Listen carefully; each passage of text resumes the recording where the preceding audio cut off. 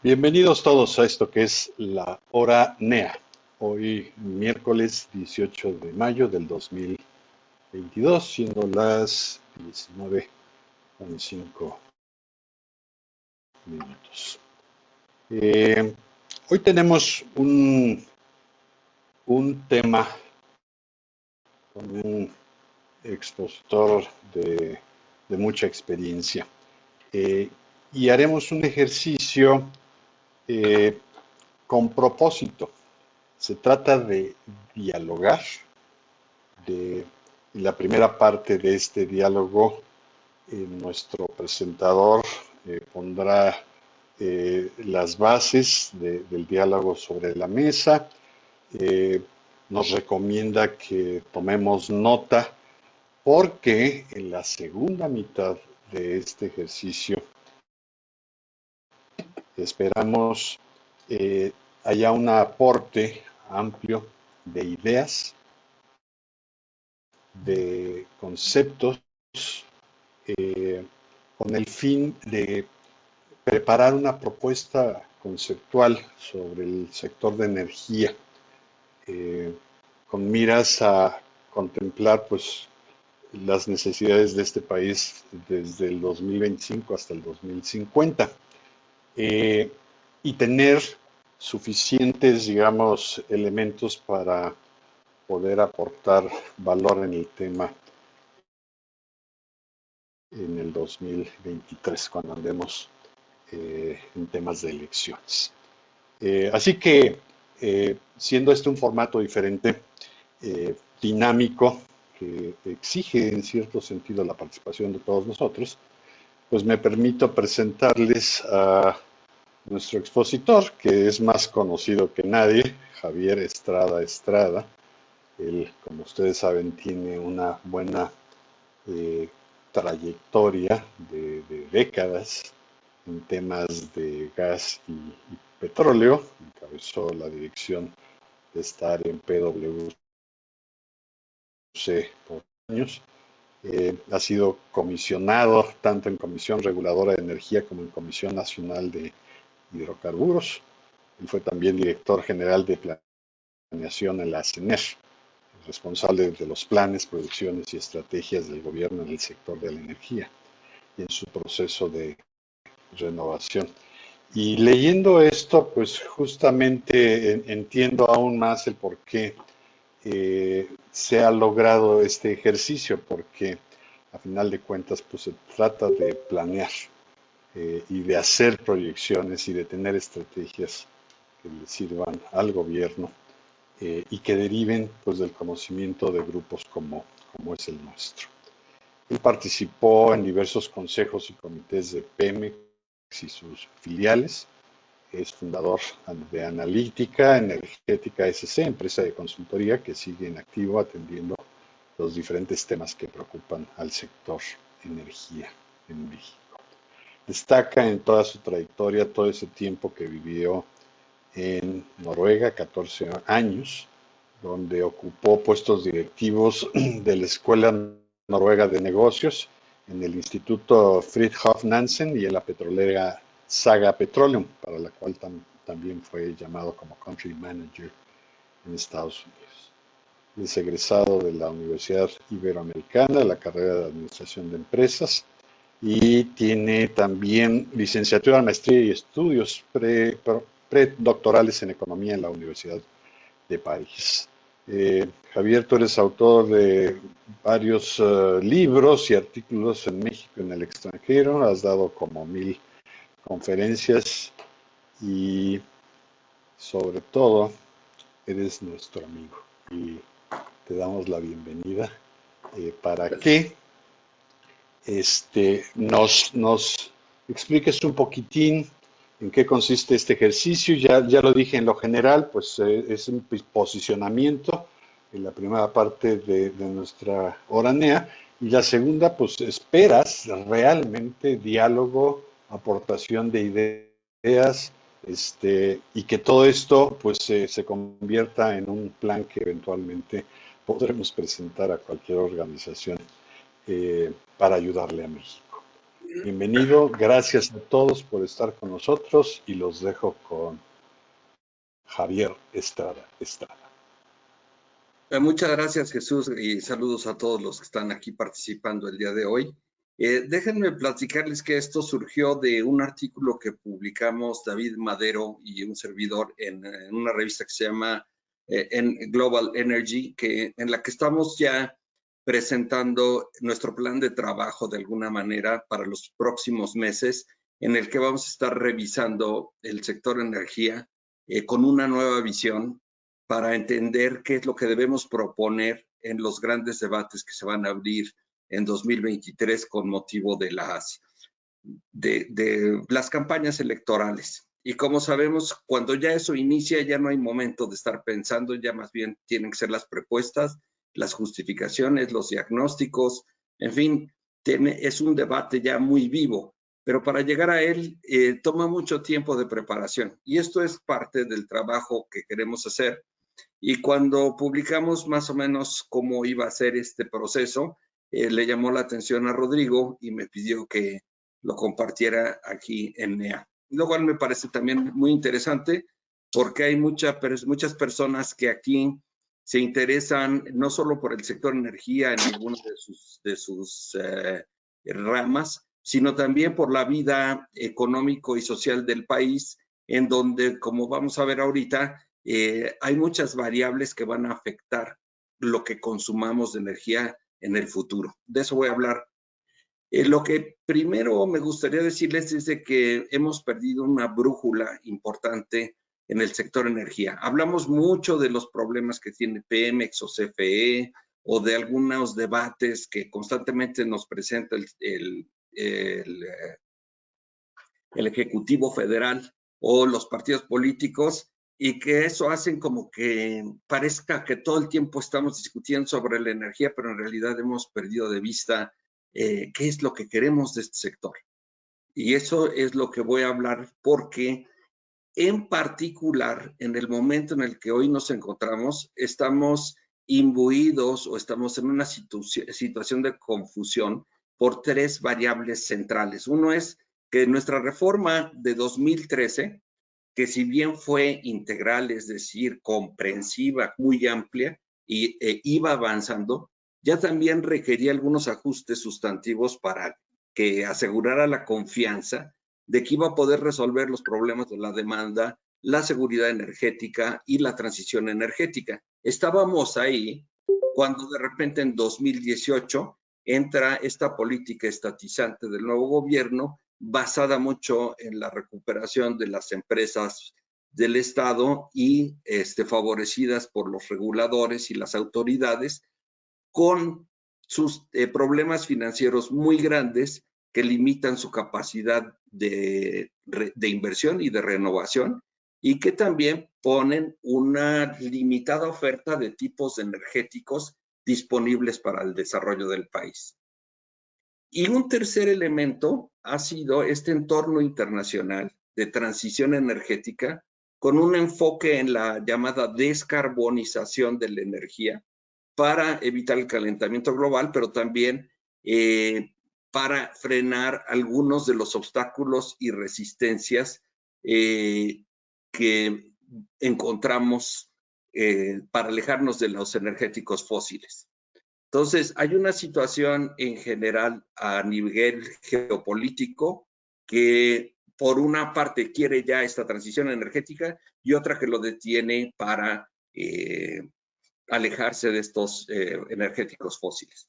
Durante estos últimos 3 años hemos visto una cantidad de debates y de propuestas y de acciones regulatorias del gobierno que también han cooperado a confundirnos aún más sobre realmente qué es lo que necesita el país, no solo la sociedad, sino su actividad económica y su interacción con los socios económicos que tenemos y qué esperan ellos también de nosotros.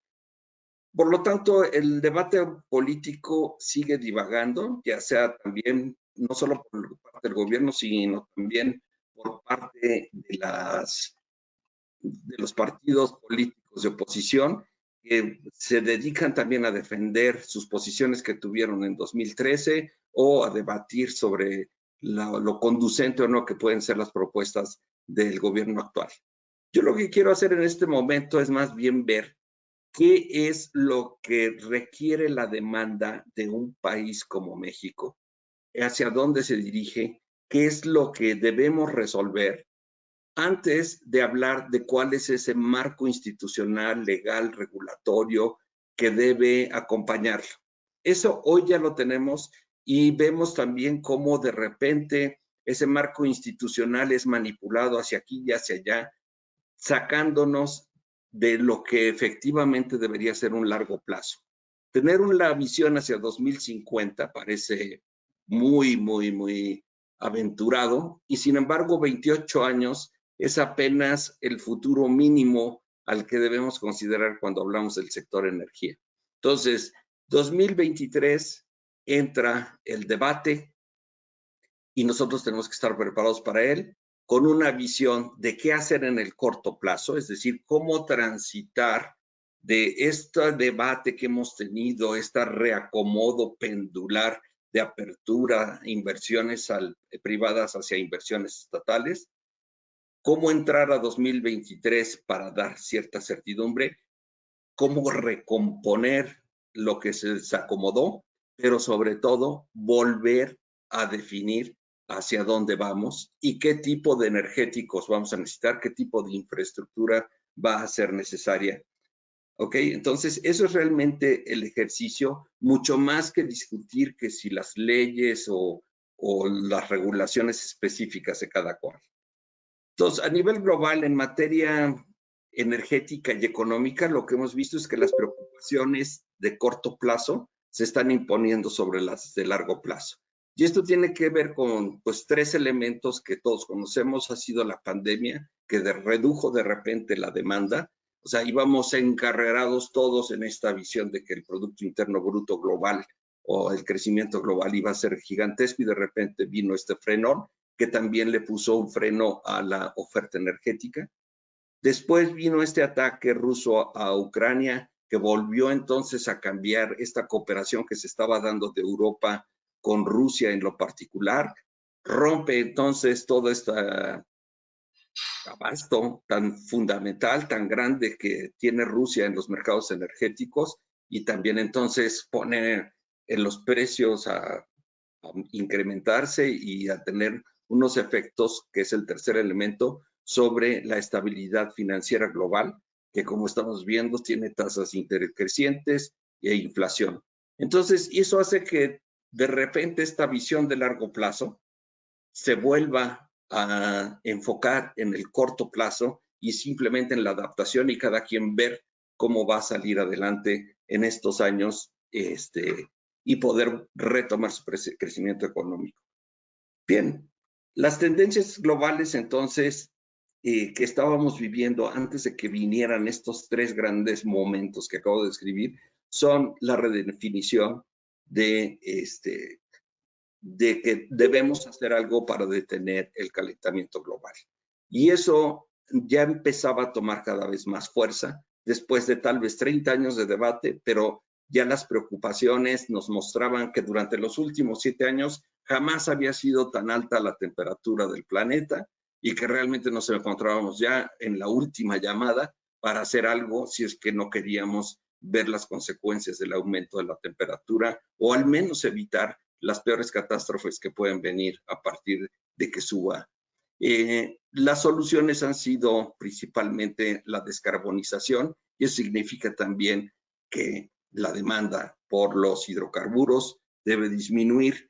Se habla inclusive del gas natural como una disminución obligada y necesaria, pero principalmente, como sabemos, del carbón y del crudo.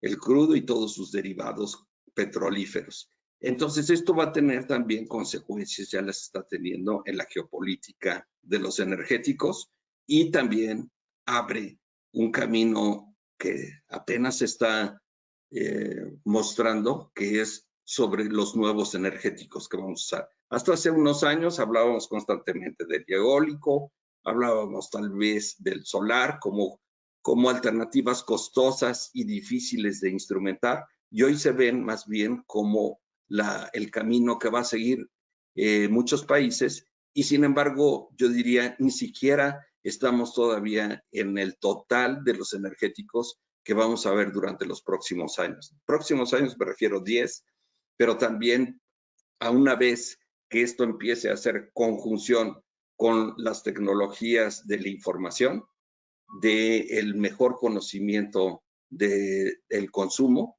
pues va a tener también repercusiones no solo en la oferta, sino también en la demanda y en la forma en la que consumimos la energía, como lo vamos a ver. Bien, entonces tendemos hacia una electrificación de la demanda y también sabemos que poco a poco el debate se ha abierto para que la energía, tanto la energía verde como la derivada de los hidrocarburos, se utilice para ir separando al hidrógeno como una fuente de energía secundaria que va a tardar tiempo, mucho tiempo en ser parte de la matriz energética, al menos de una manera dominante, pero que ya se ve venir. Esa es una situación que ya empieza a tener un efecto en las inversiones, en las disposiciones de los consejos de administración, en las posturas de los sistemas financieros, y entonces vaya en ese camino. La electrificación no es nada sencilla, pareciera que sí, porque ya la tenemos, pero faltan todavía muchísimos desarrollos, tanto de redes inteligentes como de centros de administración tipo SENACE que sean más sofisticados. Lo que es importante ver es que durante muchos años hemos tenido una idea de que el sector energía es parte de una planificación centralizada y que de alguna manera su economía de escala, es decir, las grandes instalaciones, deben hacerse con alguna dirección del Estado, definitivamente dirigidas por el Estado, al menos en su conducción central, y que esto entonces va a llevar a una oferta de largo plazo, con unos ciclos de vida tremendamente largos, en ocasiones con instalaciones sobredimensionadas, para cubrir esas necesidades que se van a ir haciendo. Entonces, esa era la visión tradicional que encontrábamos en Europa, en muchos países, en donde el sector energía se caracterizó por su rigidez. Algunas personas le llegaron a llamar a las plantas de generación eléctrica las catedrales de los gigawatts. Y así era, de alguna manera, todo estaba concentrado en grandes instalaciones, muy rígidas, muy poco interconectadas entre sí y en las manos del Estado. Y a veces los tomadores de decisiones olvidaban que las grandes inversiones rígidas de este tipo también para su funcionamiento óptimo en el tiempo requieren de altísimos gastos de operación y mantenimiento. Como lo hemos visto en México, esto nos ha llevado a ineficiencias altísimas en nuestras empresas como Pemex y CFE. La flexibilidad, por otra parte, en un sistema energético debe entenderse como esa adaptación constante tanto de los oferentes de energía como de las redes y canales de transmisión, transporte y distribución para llegar a cada consumidor en distintos lugares, y al mismo tiempo este desarrollo de la capacidad que tienen muchos consumidores para tener cierta autonomía de estas redes. Entonces, ha habido mucha inversión en muchos países, particularmente en Europa y en Estados Unidos, de flexibilidad. La flexibilidad también va muy de la mano con los sistemas financieros, y estos financieros están basados en la comercialización, en los hedges, en los swaps, en las posibilidades de intercambiar para que el consumidor pueda encontrar el tipo de energético que le vaya bien junto con un precio que pueda administrar.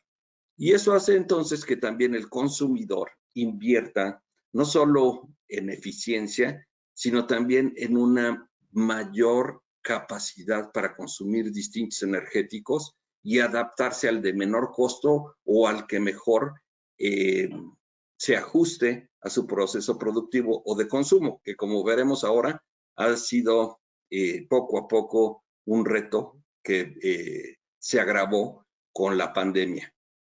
En México, entonces, los enfoques del sector energía se han caracterizado mucho por esta rigidez y la reforma de 2013 tuvo un poco de propósito de abrir esta flexibilidad que era necesaria, pero desde 2018 no solamente hemos regresado entonces a esta visión más rígida de los monopolios y de las grandes instalaciones, sino también hemos perdido información.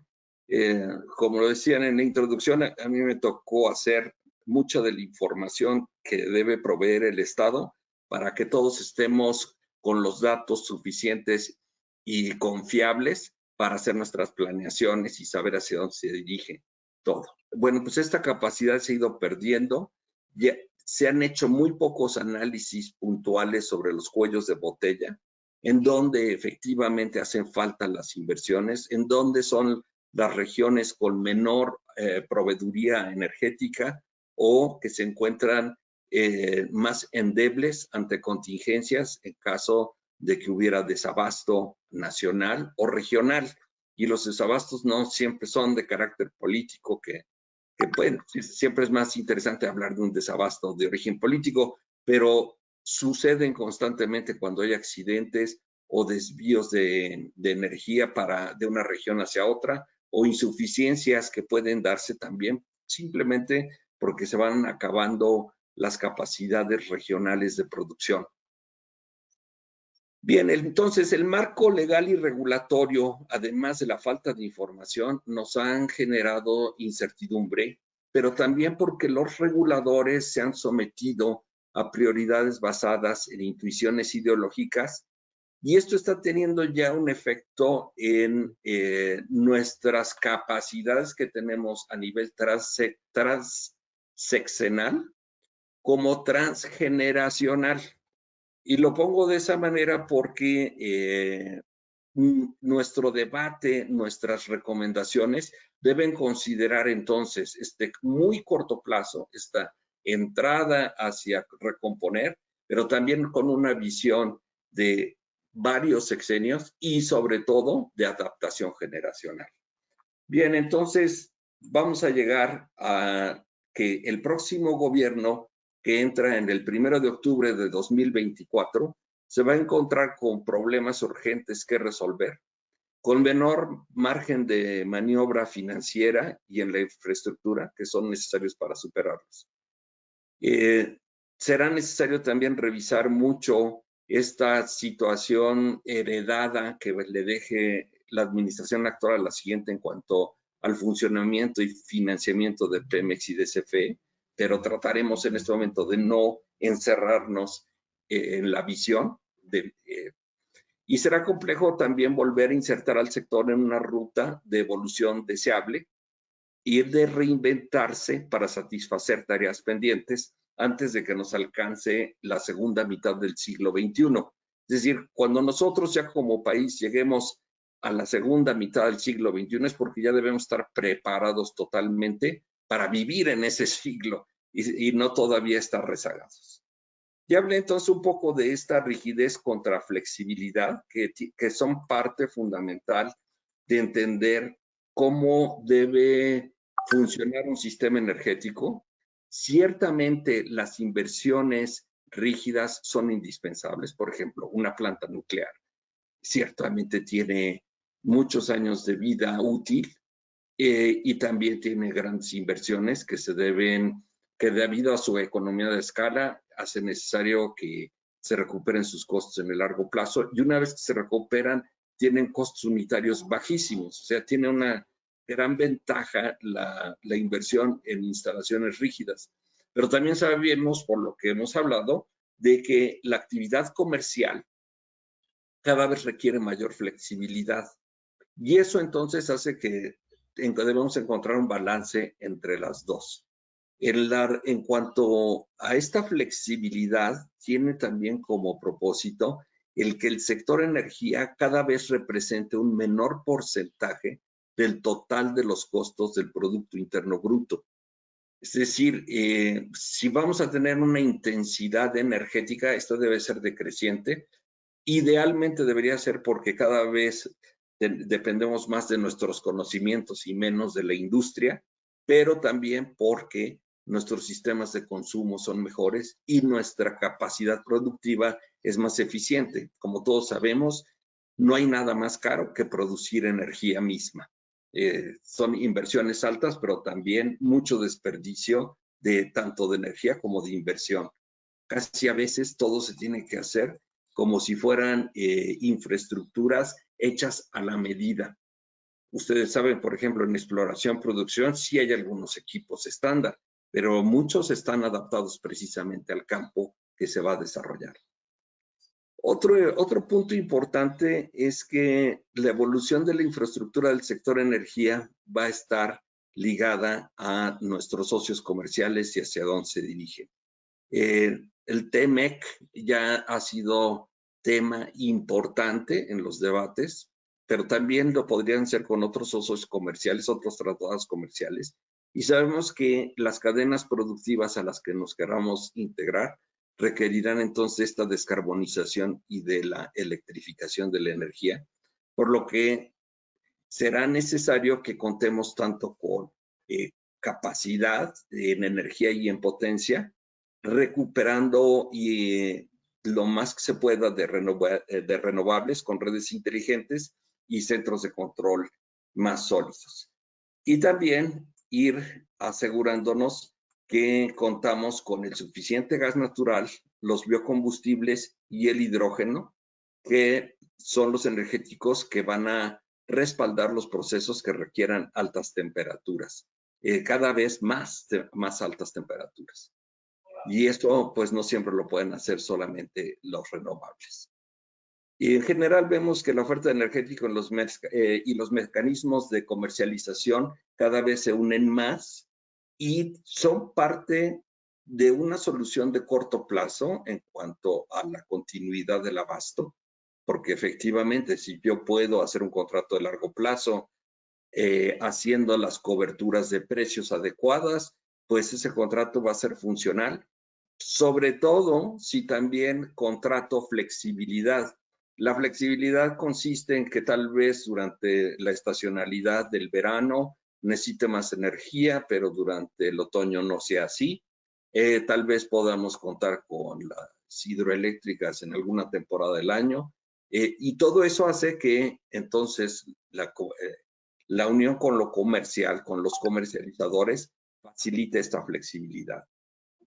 También va a ser indispensable que haya una mayor gama de energéticos secundarios con menores ingredientes contaminantes en sistemas cada vez mejor interconectados. Hoy ha mejorado mucho el país en cuanto a su capacidad de interconexión de rutas energéticas y de logística, pero como sabemos, es un debate bien conocido, no tenemos suficiente almacenamiento para hacer frente tanto a la capacidad operativa diaria cotidiana como a situaciones en las que pudiéramos encontrarnos con rupturas más definitivas en alguna cadena de abastecimiento. Entonces, allí está ese otro gran bloque.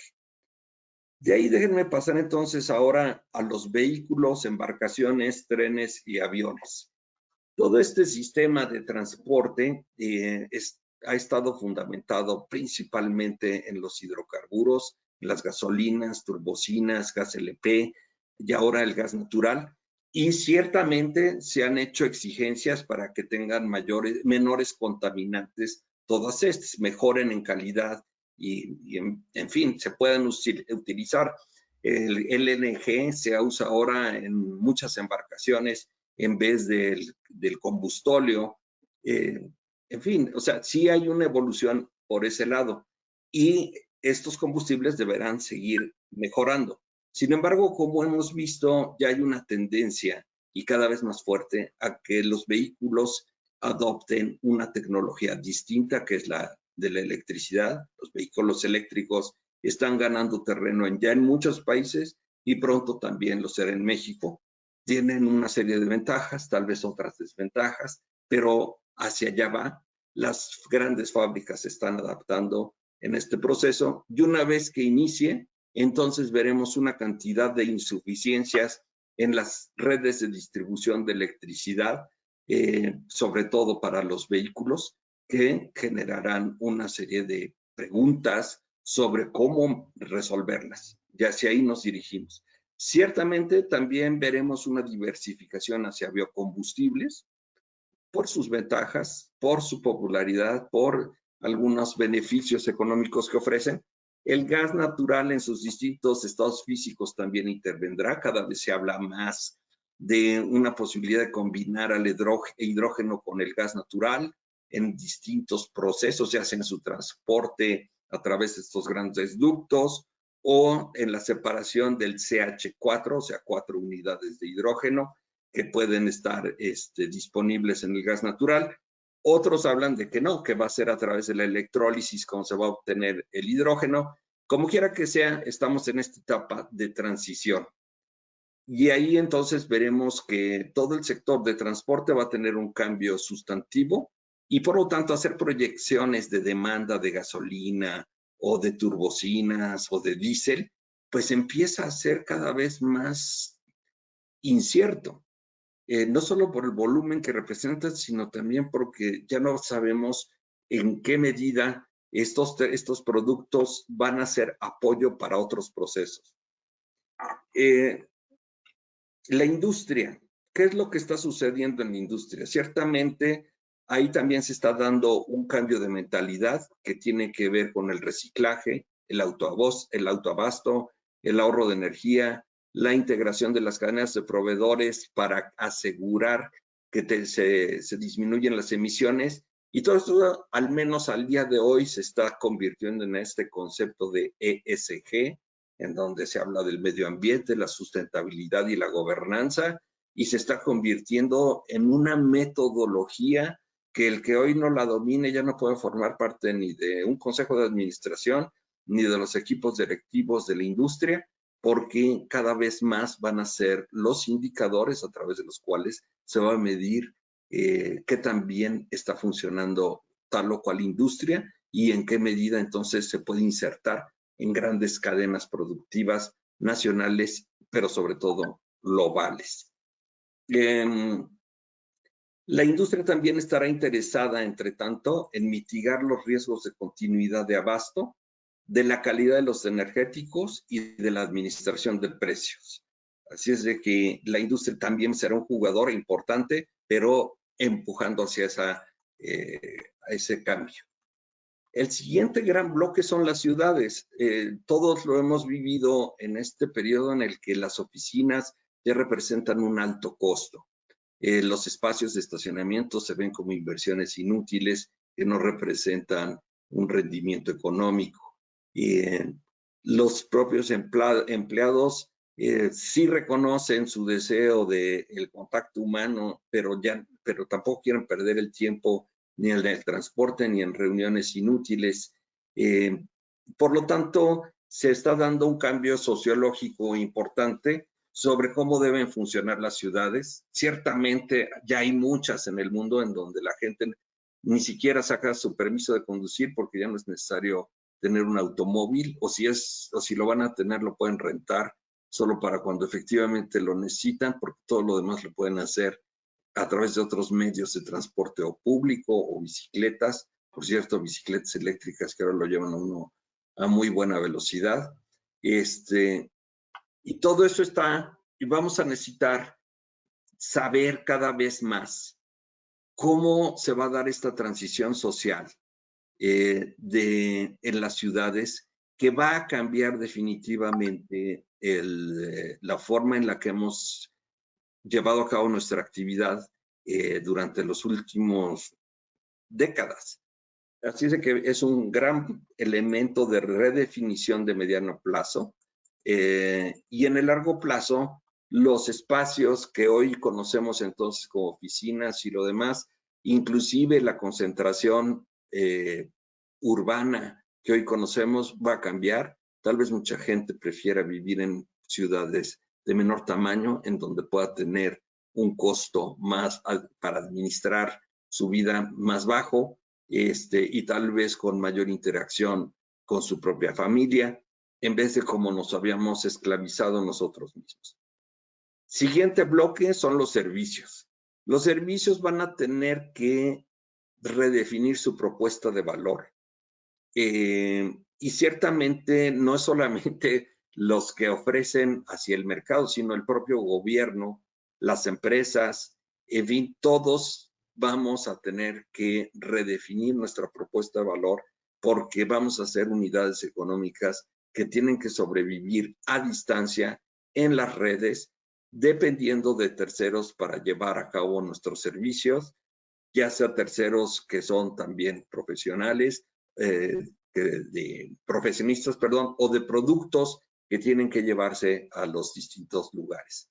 Esto va a afectar todo en los sistemas financieros, educacionales, la burocracia misma, el entretenimiento, en fin, todo esto se viene entonces como un cambio social importante y con ubicaciones cada vez más apartadas entre los individuos. Si es correcto lo que acabo de decir sobre estos cambios que se ven en la demanda, porque finalmente de lo que he estado hablando ahorita es del consumo, vienen entonces también nuevas exigencias para la oferta. Y empiezo a hablar primero por la electricidad. Su capacidad de generación en general debe ser más grande que la del Producto Interno Bruto, considerando la demanda estacional. Sabemos que tiene picos enormes, necesita estos respaldos, necesita estas capacidades en crecimiento bastante más rápidas que el PIB. Se incorporan entonces las fuentes renovables, que antes eran costosas, ahora lo son menos, pero tal vez no todos los costos se han incorporado, no solo por los del respaldo, sino también la transmisión energética que es necesaria para que se interconecten y pueda ofrecerse la energía de los renovables en todas partes, aunque pueda haber tal vez desarrollos regionales y hubs que funcionen de manera más aislada. En cuanto a esta transición que se nos viene en el corto y mediano plazo, necesitamos renovar mucho del parque que hoy, por ejemplo, tiene la CFE, y al mismo tiempo, no solamente tener plantas eficientes, tal vez muchas de ellas seguirán siendo a base de gas natural, sino que debemos considerar que ya nuestra planta de Laguna Verde pues está llegando al final de un ciclo de vida y que sí existen otras alternativas nucleares, como aquellas de pequeñas plantas a base de torio, que pueden ser utilizadas para resolver problemas regionales. Puede haber también plantas que estén en el mismo Laguna Verde. Además, hay un potencial todavía interesante en la geotermia y otras alternativas energéticas que pueden agregarse al sector. Todo esto va a requerir de sistemas especializados de financiamiento. Ya sabemos lo difícil que ha sido y la cantidad de etapas por las que hemos pasado para financiar los sistemas eléctricos. Algunas de ellas fueron hasta los pidiregas y nos dejaron endeudadísimos. Entonces vamos a tener que encontrar mecanismos para que efectivamente esto se pueda pagar y funcione además de manera sostenible. Las renovables y otras fuentes de energía de electricidad con bajo o nulo contenido de carbón, para que tengan la viabilidad, deben tal vez ser subsidiadas durante un tiempo, y eso es lo que ha causado ya un debate muy fuerte con la CFE. Si es efectivamente necesario ese subsidio, si es necesario promoverlas de tal forma que crezcan a gran rapidez a fin de poder hacer frente a este calentamiento global, o si ya tenemos que dar un paso a que los renovables absorban todos los costos que les corresponden. Todas estas soluciones deben estar ligadas a los beneficios que aporten, tanto en función de su categoría como energético, como en la reducción de gases de efecto invernadero, que se deben incorporar entonces también al sistema de precios. El avance tecnológico va a seguir ahí y no lo hemos tal vez diseñado nuestro modelo nacional para que no solo seamos compradores de tecnología, sino que también la desarrollemos en México. Podríamos empezar con simplemente producir estas torres y turbas, torres para plantas eólicas o solares, pero podríamos hacer mucho más todavía en el sector del hidrógeno. En cuanto a la refinación, sabemos que el gobierno pues ha invertido fuertemente, no lo hizo exactamente con las 6 refinerías que ya teníamos para adaptarlas a las necesidades que pues estaban a la mano y hubieran salido caras, pero pudo haber sido suficiente, sino que ahora tenemos mucha más capacidad, y esto pues también tendrá un alto costo de mantenimiento, un alto costo de traer los crudos que estén adaptados para el mejor funcionamiento de estas refinerías. Y estas refinerías pues no solamente van a producir gasolinas como es el ideal, ni el diésel, ni la turbocina, sino también van a sacar muchos productos secundarios que no queremos y que también habrá que almacenar y que habrá que vender en otros mercados. Es una parte rígida, difícil, costosa, que requiere también, sabemos que las grandes pérdidas de Pemex están principalmente ligadas al sector de la refinación, y es por eso que ha causado tanto cuestionamiento si esta estrategia fue útil o si va a ser un desperdicio, pero de cualquier forma nos las van a heredar en 2024, las vamos a tener y habrá que hacer algo con ellas.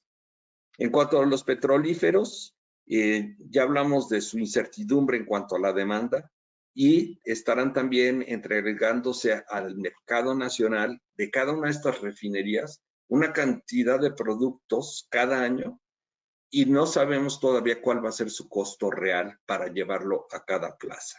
Así que nos vamos a enfrentar también a una redefinición del modelo de precios de los petrolíferos, y en particular también de si seguirán requiriendo del IEPS como parte de un financiamiento de la actividad gubernamental. No es suficiente con que los petrolíferos se produzcan en las refinerías, también necesitaremos más terminales de almacenamiento, inventarios de productos para hacer frente a las contingencias, diésel con bajo contenido de azufre, medios adecuados para transportar los petrolíferos, mayor número de estaciones de servicio, control de estos huachicoles, una variedad que puede tal vez considerarse que muchos de estos centros industriales o aeropuertos van a necesitar pues otra forma de administrar el almacén de los productos que se requieran en su zona. Esto ya me lleva entonces ahora a hablar un poquito del gas natural. El gas natural, por alguna razón, nos hemos hecho dependiente de él a través de la importación. Es un largo debate, pero lo que es importante es que aquí tenemos los recursos y podríamos haber desarrollado las lutitas. O sea, todo este diferencial de precios que hoy ya está a $8 por millón de BTU, y lo estuvimos comprando porque decíamos que estaba muy barato a $2 por millón de BTU. Bueno, este diferencial nos muestra todo lo que nos tardamos en ver que pudimos haber usado parte de este recurso para desarrollar entonces una tecnología defendible para la producción del gas de lutitas o de las arenas compactas o de las aguas profundas, y que entonces nos encontramos ahora en una situación en la que vamos a tener que desarrollar, hacer algo de inmediato, una estrategia, ahí sí, para el gas natural, y al mismo tiempo toda esta producción que se pueda dar en el país, que podría venir de todas estas fuentes que nombré, tiene que ser reduciendo la quema y el venteo. uno de los más fuertes enfoques en el debate de los gases de efecto invernadero es precisamente las emisiones de metano por su mayor repercusión que tienen en el calentamiento global, y entonces tenemos que controlarlas. Mientras tanto, nuestro gas que producimos tiene un alto contenido de hidrógeno y eso está pues también complicando el proceso. Por último, llego al tema de la exploración y producción del crudo. ¿Y por qué lo dejé al último? Bueno, en parte porque pues es más dudoso qué tanto vamos a necesitar. Segundo, se ha dicho que una política va a ser que solamente se produzca la cantidad de crudo que requieran nuestras refinerías. Obviamente no van a coincidir los crudos que producimos en México con los que requieren las refinerías, pero se podría producir más y el diferencial de ese volumen, el dinero que se obtenga, servir para importar los crudos que efectivamente necesitamos. O sea, no está, hay una parte rígida que efectivamente podemos desarrollar con una estrategia y que tiene estas características básicas en donde se puede uno enfocar en decir, necesitamos producir entre 1 y 1.2 millones de barriles al día, sí o sí, para poder funcionar con nuestras refinerías y tener las dietas suficientes. Pero si es que hay más crudo en nuestro subsuelo, entonces ya debería ser una actividad comercial como cualquier otra, actividad industrial o minera como cualquier otra, que simplemente está controlada por una serie de estándares y pagos de impuestos, controles de ese tipo, pero que ya no tiene que meterse el Estado a estar desarrollando con esta visión rentista que tanto daño nos ha hecho. Entonces, ¿podríamos producir más crudo? Sí, no es ya un objetivo, pero tal vez tengamos que seguir ligados durante un buen tiempo a esta producción suficiente para nuestras refinerías. Y después de eso pasará la etapa del crudo, todavía faltarán tal vez más allá del 2050, pero definitivamente bajarán los precios de los crudos, bajará también su demanda. Así es, entonces, en pocas palabras, que nos encontramos ante un fuerte e intenso debate que se va a abrir en 2024 y ahorita, como lo han visto, no he hablado para nada ni del marco legal, ni regulatorio, ni institucional, porque primero necesitamos saber qué es lo que vamos a necesitar como país. Y esto es lo que vamos a desarrollar en un ejercicio de evaluación para cada sector, tratando de llegar a conclusiones sobre el tipo de sector energético que necesitamos como país, sobre todo para ya insertarnos también en las economías que van a estar interactuando entre sí a nivel global. Esto es básicamente lo que les quería platicar. Sí tenemos nosotros también un listado de temas y subtemas a desarrollar. Y también los quiero invitar a todos ustedes que estén interesados en estos temas, a que, por ejemplo, si ustedes son especialistas en temas de urbanización o de renovables, pues podamos seguir esta conversación para ver cómo ven ustedes estos desarrollos que se vienen hacia adelante para México. Y por el momento, pues esta es la parte de mi presentación y me dará muchísimo gusto seguir conversando con ustedes en el tiempo que tengan disponible para ver si tienen puntos de vista. Muchísimas gracias, Javier. Pues abrimos los micrófonos. Quien guste hacer algún comentario, alguna aportación, alguna pregunta directamente con Javier, bienvenido, por favor.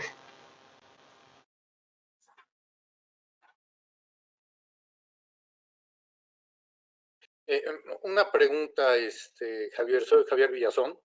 Hola, Javier. ¿En dónde, a lo mejor no lo escuché o no lo trataste, pero la energía nuclear, o sea, ¿en dónde queda esta posibilidad? O sea, hablamos mucho de hidrocarburos, hablamos mucho de hidroeléctricas, etcétera, pero ¿en dónde queda esto en el espectro que tú estás manejando hoy? Sí, siempre ha sido lo nuclear una energía de base rígida, es decir, se hace también con una intención de largo plazo para que tenga poca variación o nula variación en su oferta.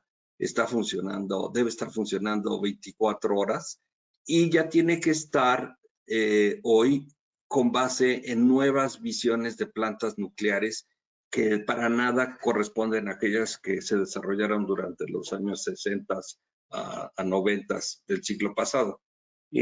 Estamos hablando de nuevas generaciones. Yo veo el desarrollo que está haciendo Francia actualmente para pequeñas plantas nucleares. Ciertamente podría renovarse al 100% y ponerse algunas plantas en Laguna Verde con la misma capacidad que hoy tienen, o inclusive más, porque ya están todas las instalaciones y sobre todo las redes de transmisión, pero también podrían ponerse estas plantas miniatura en distintas partes del país para satisfacer necesidades de ciudades en donde sí hay una demanda constante de electricidad.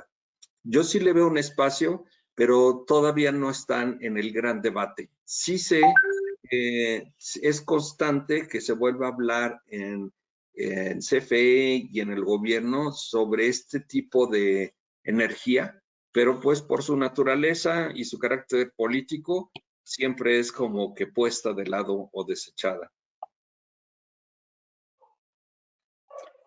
O sea, pero nada más para redondear la idea, sí está contemplado en el espectro, al menos a nivel de pequeñas ciudades, lo que dijiste de consumo constante y demás. O sea, sí es una alternativa para este país o de plano ni pensar en ello.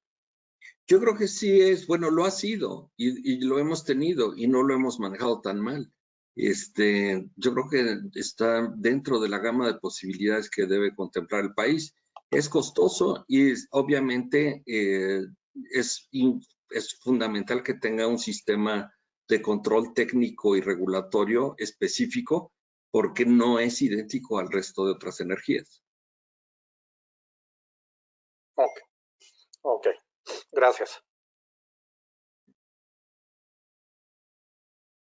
Muy bien. Oye, Javier, soy Ernesto. Adelante. ¿Cómo estás?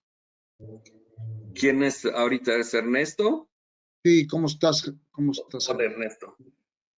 Quiero prender mi cámara, pero por alguna razón no puedo. Pero bueno. Te escucho bien.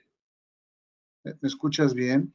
Oye, muchas gracias por la plática. Siempre es interesantísimo lo que comentas, de veras.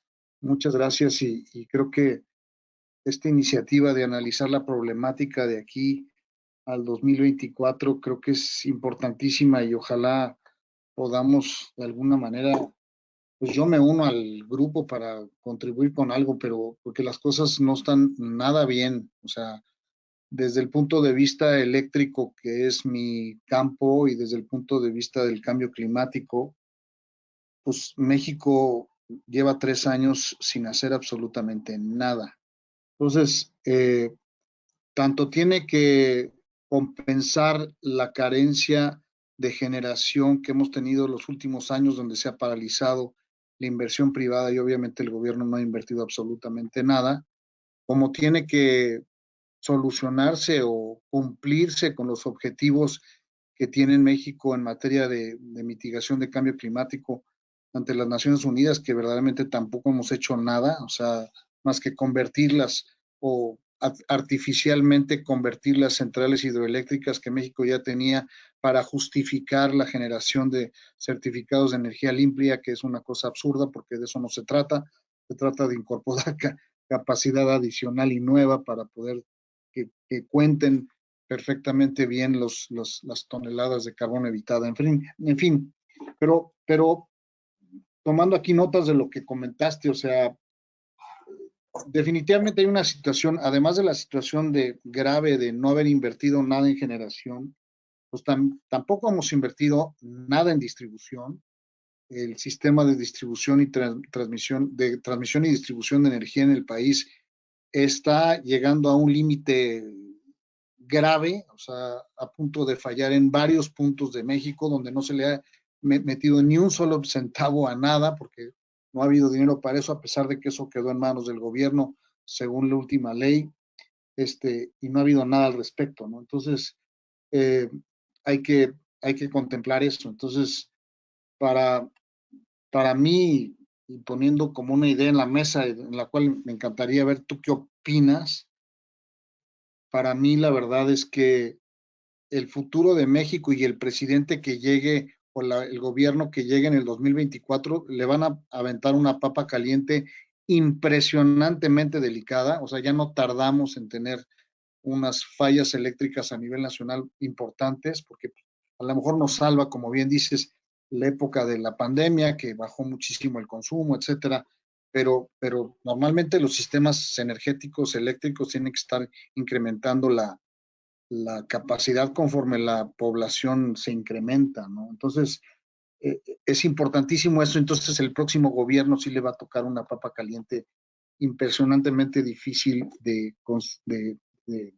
subsanar. Y luego, eso es la parte eléctrica. Ahora, la parte de control de emisiones y los compromisos que tiene México en la reducción de emisiones a nivel nacional, pues sí estamos todavía muy lejos de poderlo cumplir. Entonces, pues sí, definitivamente la energía renovable es parte de la solución, si no es que gran solución. O sea, es indiscutible que todo va para eso. Desgraciadamente ha habido cero avance en ese aspecto en México, y además hay un titipuchal de proyectos atorados y no se van a desatorar sino hasta que se salgan estas personas. Y vaya, los que estamos en esto pues vemos con añoranza y con esperanza ese momento, porque pues me imagino que van a explotar bastantes posibilidades, pero México se va a encontrar en un momento muy difícil en ese momento. Entonces, ante esa situación, yo pienso que tenemos que mirar con mucha atención lo que se llama la energía distribuida, la que no va a depender de las líneas de transmisión, la que va a colocar energía en forma local. Ya no se van a poder construir más líneas de transmisión. Va a ser enormemente problemático hacerlo con la ley actual. O sea, las líneas de transmisión que tiene México, no sé, seguramente todos saben, pero fueron construidas por la Comisión Federal de Electricidad y muchas veces a la mala. Y por aquí van a pasar y por aquí van a pasar, y si no dejan que pasen, pues ahí les mando el ejército y pasan la de a fuerza. Pero ahorita la cuestión para ampliar las líneas de transmisión de México se ha complicado tremendamente, y por eso yo creo que la generación distribuida, que es la generación local, es la que va a regir, ¿no? Ahora, la generación distribuida, pues obviamente que favorezca las energías renovables. Y y yo sé que ahorita pues todo el mundo sabe de paneles fotovoltaicos y todo el mundo se los han ido a vender y todo el mundo está pensando los poner, pero la verdad la lentitud con la cual esto ha progresado es increíble. Y es increíble porque pues tenemos poco conocimiento al respecto, nunca sabemos qué es lo que se debe de instalar, quién lo debe de instalar, si quien lo instala lo sabe instalar o no, qué problemas voy a tener cuando me lo instalen, etcétera. Y pues eso mantiene paralizado a todo mundo para avanzar, a pesar de que han avanzado, pero han avanzado. O sea, si ves la curva de cómo ha crecido la instalación de paneles fotovoltaicos, sí es muy agresiva, pero es mínima con respecto a lo que se necesita. Entonces, otra idea que tengo, además de la generación distribuida y la planteo en la mesa, es que en México y en todos nuestros países nunca vamos a entender, o por lo visto faltan muchos años para que entendamos la importancia que tiene el cambio climático y sus consecuencias, y la importancia de poder migrar a energías renovables lo más rápido posible. Nadie lo entendemos con un esquema posible de ahorro de energía, de poder tener una energía más barata, etcétera, pero nunca la concebimos como un método o un sistema para mitigar las emisiones a la atmósfera. Entonces, yo lo que le propondría a un nuevo gobierno es que lo único que sí entendemos en México es la obligatoriedad de las cosas. Y yo considero que todo propietario de un techo del tamaño que sea va a tener que estar obligado a instalar paneles fotovoltaicos en el área que tenga disponible. Y si el área que tiene disponible es más del consumo que tiene, pues consumirá la parte que le corresponde, y la otra parte que no le corresponde la venderá al sistema, y la tendrá que vender al sistema y ganará dinero de hacerlo. Y es más, hay esquemas financieros donde ya nadie tiene que poner dinero para eso. Entonces, Otra cosa que quería yo poner sobre la mesa es la obligatoriedad de la instalación de sistemas fotovoltaicos en todos los techos disponibles que haya en el país, obligatorio, así como estamos obligados a verificar nuestros vehículos, que es una actividad que nos repugna a todos, y lo tenemos que hacer porque si no nos cuesta. Así va a tener que ser la energía renovable en México también, tristemente. Bueno, ese es el comentario que quería yo hacer. Por supuesto, almacenes de energía también son necesarios. Buenísimo. Mira, yo no sé si íbamos mal en 2013. Yo creo que no. Yo creo que ya íbamos en un camino que sí había abierto una serie de posibilidades para interconectar distintos puntos del país con la red de transmisión eléctrica nacional, y ya estaba determinado que pues iba a ser una inversión específica de la CFE y un control específico del SENACE. Entonces yo creo que el modelo no estaba mal, tampoco me parece que la idea de los CELS fuera mala, estaba bastante bien diseñada. El problema es más bien que habrá que retomarse y habrá que ponerle algunos ajustes para que el financiamiento de las redes no quede exclusivamente en las manos de la CFE como una obligación en donde solo sea un servicio público, sino que efectivamente sea también un negocio bueno, porque si no, no se va a poder lograr interconectar el país como debe ser.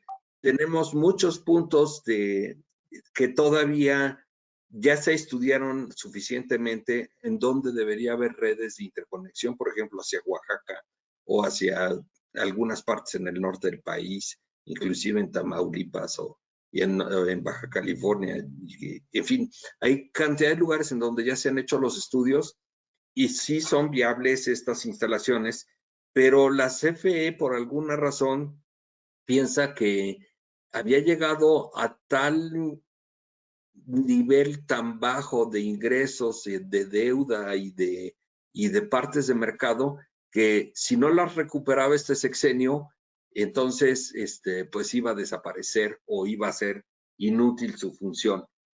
Creo que tal vez tengamos que recuperar otra vez el debate sobre el modelo energético de 2013 en lo que se refiere a la forma en la que interactúan las renovables con la oferta general del mercado. A mí sí me gustaba cómo estaba diseñado y creo que es viable poderlo seguir utilizando, pero sí va a ser necesario ya darle una solución más definitiva a cuál es la función de la CFE en estos sistemas, porque si no va a seguir siendo el obstáculo central para la modernización del país. Tenemos por ahí una pregunta de Rubén Estrada. ¿Por qué no la haces directamente, Rubén? Estás en el micrófono.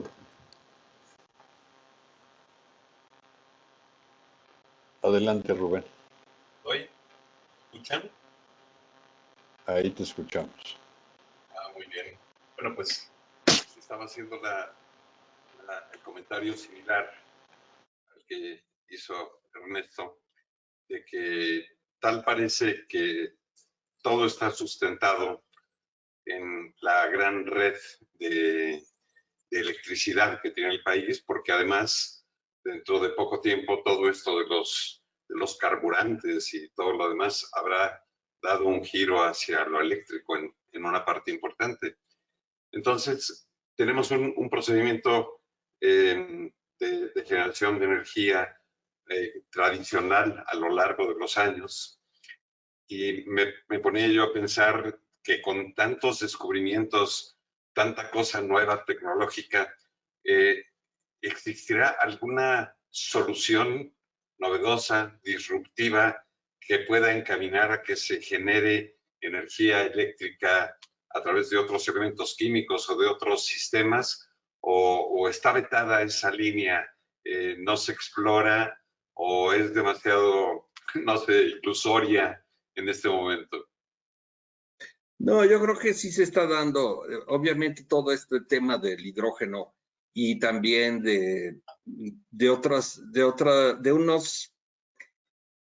de redes eléctricas inteligentes, entendidas como una mejor detección de cómo transmitirla o cómo almacenarla en distintos puntos, sí está sucediendo. Todavía está en sus primeras etapas, pero es algo que yo sí me imagino que va a suceder, y es por eso que el marco institucional que debe darlo o debe respaldar este progreso tecnológico en donde se dé en el mundo para importarlo entonces a México, tienes que estar listo. Por si no va a suceder que efectivamente en algún país ya van a estar manejando bien su sistema eléctrico. Algunas veces me ha llamado la atención el de España, en donde se han logrado, ahora lo ponen como ejemplo negativo, pero durante mucho tiempo lograron mostrar que efectivamente había complementariedad entre las grandes plantas eléctricas a base de gas natural con los sistemas de renovables. Y esto yo creo que sí efectivamente va a seguir progresando en muchos países como una forma de calcular cuál es el balance adecuado entre las dos. Si vienen además otras tecnologías, pues yo creo que sí, pero no sabría ahorita. De repente las lee uno y sabe uno que tienen un potencial, pero yo no sabría decir cuáles son. Sí creo que también todos los temas de almacenamiento energético están hoy recibiendo muchos fondos para desarrollarse. No sé cuál va a ser su futuro, pero no solamente va a ser en base a baterías de litio o lo que nos digan hoy, sino van a ser sistemas completos de plantas completas que van a estar como respaldo del sistema, como si funcionaran como baterías. Bien, bien. Ojalá se logre tener toda esta preparación en las estructuras tanto de gobierno como privadas para poderla recibir cuando estén ahí a la mano, ¿no?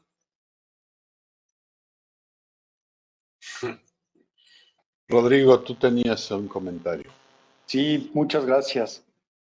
Bueno, pues yo primero que nada quiero felicitar a Javier porque la verdad es que cada vez que ha estado con nosotros y que nos ha aportado sus ideas, creo que nos ha dejado un muy buen sabor de boca porque él en ninguna de las ocasiones que ha intervenido se ha metido a la grilla. Él siempre se ha manejado en la parte técnica y siempre con propuestas, ¿no? Pues yo lo que creo es que en este sexenio a nuestro sector le ha faltado hacer propuestas y propuestas técnicas de muy buen nivel, como hemos visto que Javier es la línea en la que siempre se ha manejado. Así que primero, pues le agradezco mucho a Javier y aprecio y valoro esta iniciativa de hacer propuestas constructivas para el sector, un sector estratégico, porque sin energía, pues los demás no funcionan. Pues, aparte es algo básico, si no logramos que México desarrolle bien este sector, pues los demás sectores no van a jalar. Entonces, pues bueno, gracias por invitarnos a esta reflexión y por entrarle de esta manera técnica con la finalidad de hacer propuestas constructivas. Aquí, yo lo que, bueno, pues en otra vida yo trabajé con una empresa israelita en el tema de agua, ¿sí? Que pues también es un tema estratégico por razones obvias, ¿no? Y lo que yo vi es que en Israel el enfoque que tomaron, y Israel desde 1962 consideró al tema del agua su mayor problema de seguridad nacional, ¿no? Pues yo lo que creo es que así como el agua es un tema de seguridad nacional, pues la energía también es un tema de seguridad nacional. Ahora, la forma en la que lo han abordado en Israel es, a diferencia de pues, algunas de las maneras que el mismo Javier nos ha dicho que se requieren en este sector, que son inversiones gigantescas y demás, muy grandes y de pronto ineficientes o lo que sea. Allá lo que han hecho es desarrollar plantas pequeñas vamos a decir que por vecindario o por sectores, ¿no? Hasta donde yo sé, pues digo, desde luego es un país pues, creo que es el 2% del territorio mexicano o algo así, ¿no? O sea, es muchísimo más chico que México. Pero su enfoque siempre ha sido de abarcar por sectores, no de hacer grandísimas plantas en ningún lado, sino de entrarle por sectores. Y yo creo que esa es una buena idea, ¿no? El mismo Ernesto ahora y Rubén hablaban sobre ese tema, ¿no? Incluso Ernesto hablaba de la obligatoriedad de que la gente en su techo ponga sus celdas solares y demás, ¿no? Yo creo que este tipo de cosas, pues, hacerlas obligatorias sin algún tipo de subsidio gubernamental, pues, va a estar difícil, pero bueno, habrá algún mecanismo que lo logre, porque se requiere, o sea, así como sin agua no podemos vivir, pues sin energía hoy en día tampoco. Ahora, yo lo que creo es que la capacidad de producir energía en estos tiempos no solo es necesario que crezca conforme crece la población, sino yo creo que necesita crecer por encima de la población. Antes, digo, yo me acuerdo, pues yo antes de que hubiera celulares, pues nadie conectaba un celular, ¿no? Para cargar. Y antes de que hubiera computadoras y teléfonos y todo lo demás, pues no conectábamos, pero hoy cada uno de nosotros tiene conectados pues una o más computadoras y el iPad y el teléfono y no sé cuánto. Entonces, hoy en día la necesidad, y eso que todavía no tenemos muchos coches eléctricos, pero al rato también vamos a tener conectado el coche. Entonces, yo lo que creo es que sí se necesita crecer a un porcentaje o a una capacidad muy por encima de la población, del crecimiento de la población. Aparte de los rezagos que ya hay, vamos a decir, actualmente con muchos sectores o colonias o poblaciones que ni siquiera llegan a tener la regularidad en el servicio que tenemos en muchas ciudades tan grandes, digamos. Entonces, yo creo que también ese es un punto importante, que necesitamos crecer a mucho más o planear crecer muy por encima de la población. Luego, el tema de las nuevas tecnologías, platicábamos hace poco con Ernesto y con Eduardo Mapes, que por ejemplo Francia parece ser que está haciendo investigaciones de hacer, de hacer mini centrales nucleares, ¿no? También, y que también pues van en el sentido de lo que hemos estado hablando, de hacer que la generación, digamos, sea distribuida, volviendo al punto de que no sean las grandísimas plantas, sino que haya sectorialmente o por colonia o no sé cómo se esta generación para que pues, cada vez, digamos, haya más independencia o interdependencia sin depender de una sola planta gigantesca.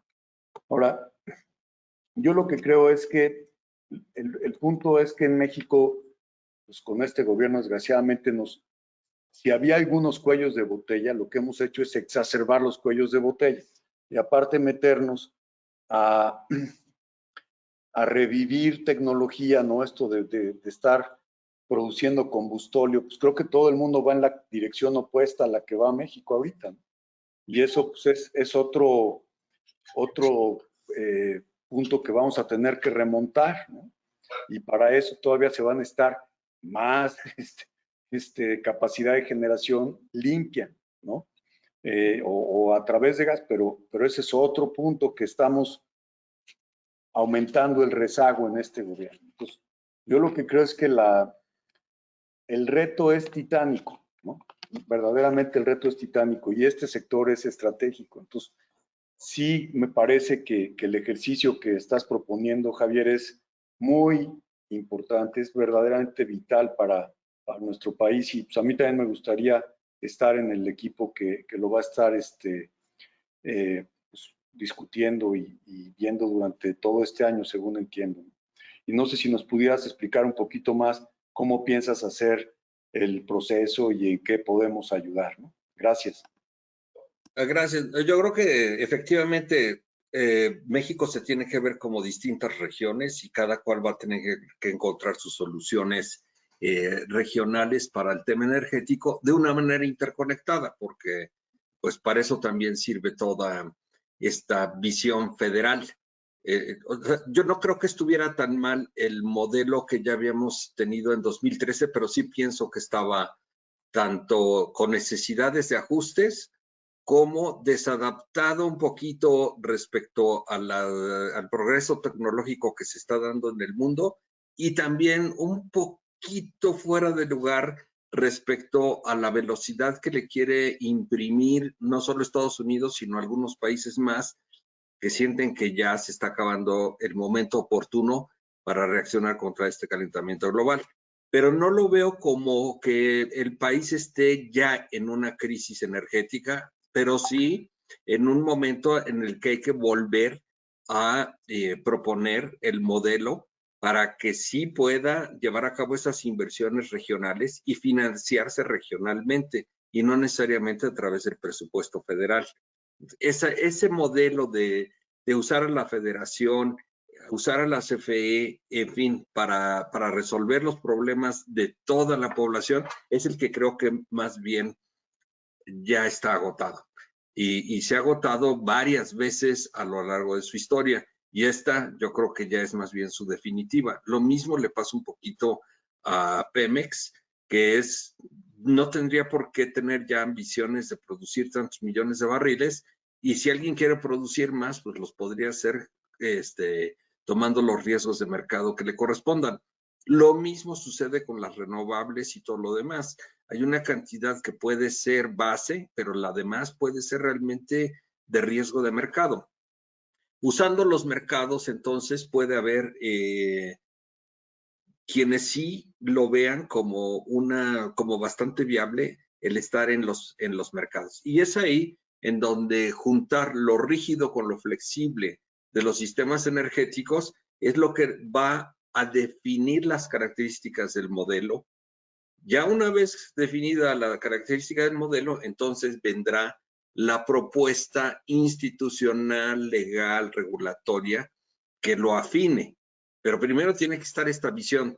Antes todo esto se hacía como un ejercicio de planificación centralizada, en donde el Estado decía, yo voy a poner tantas plantas y voy a hacer tantos kilómetros de redes y voy a hacer, ¿no? Pero el resultado es que ese modelo pues ya se agotó, se acabó. Entonces tiene que ser un modelo en donde los mercados y todas las personas terminan financiando, pero el modelo no se sale de control. Bien, ¿cómo nosotros pensamos abordarlo? Pues bueno, es titánico. Esto normalmente lo debería hacer grupos gigantescos de gente.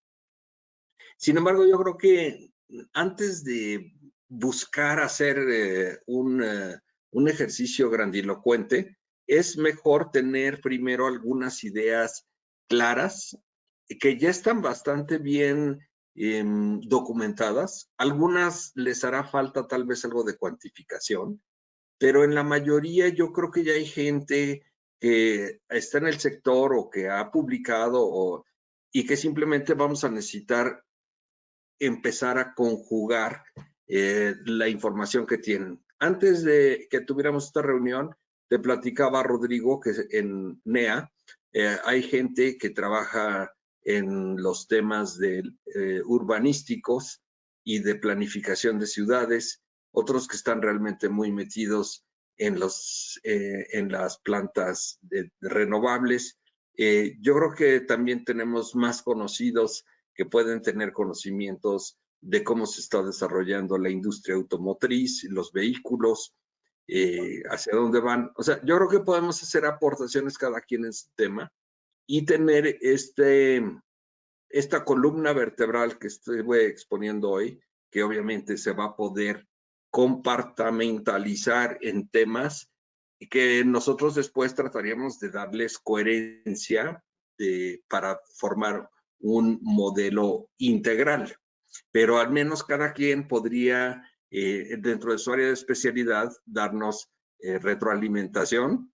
Y bueno, obviamente aquí no se va a publicar un libro, pero sí al menos tener un documento que uno pueda sentir, oye, yo ya reflexioné sobre este tema y ya sé también entonces qué espero de mis políticos cuando se pongan a discutir que quieren ser presidentes de la República o que quieren dirigir al país, ¿no? No sé qué te parece eso, Rodrigo. Oh, pues buenísimo, Javier, buenísimo.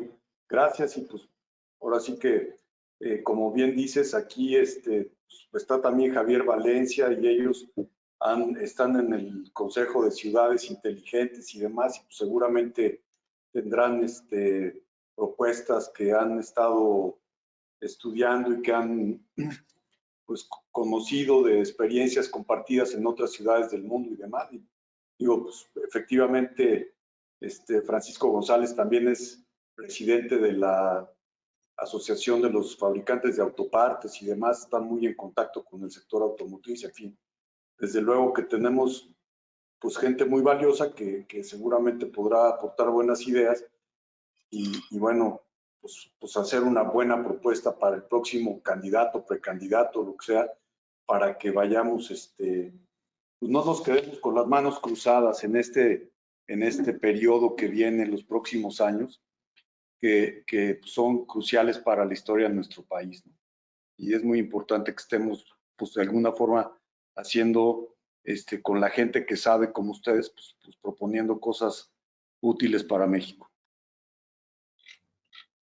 Pues adelante, yo creo que en las próximas reuniones vamos en alguna tal vez más especializada o algún grupo que se quiera reunir de manera especializada podamos debatir estos puntos. Sin lugar a dudas. Además tú lo sabes, Javier, voluntad hay y de sobra. Pues son las 8:26, buen momento para concluir nuestra horanea. Les pido a quienes todavía están por acá enciendan sus cámaras y vamos a darle un fuerte aplauso a Javier por su exposición. Gracias a todos ustedes. Y bueno, tienes aquí aliados para este trabajo que es realmente trascendente, Javier. Muchas gracias. Muchas gracias. Gracias a todos los miembros de nuestra red de negocios entre amigos por estar aquí. Muchas gracias. Saludos. Gracias. Gracias, buenas Estén noches. muy bien. Buenas noches. Gracias. Gracias, Otto. Oye, espero que nos veamos el próximo jueves en la tertulia, allá en la plaza del Parque Esa Santa va a Fe. estar bueno. El jueves de la semana que entra a las 6 de la tarde, una tertulia sobre redes y negocios con José Luis Mateos. Va a estar también muy interesante. Ojalá que nos veamos por allá. No se la pierdan, claro que sí. Bueno.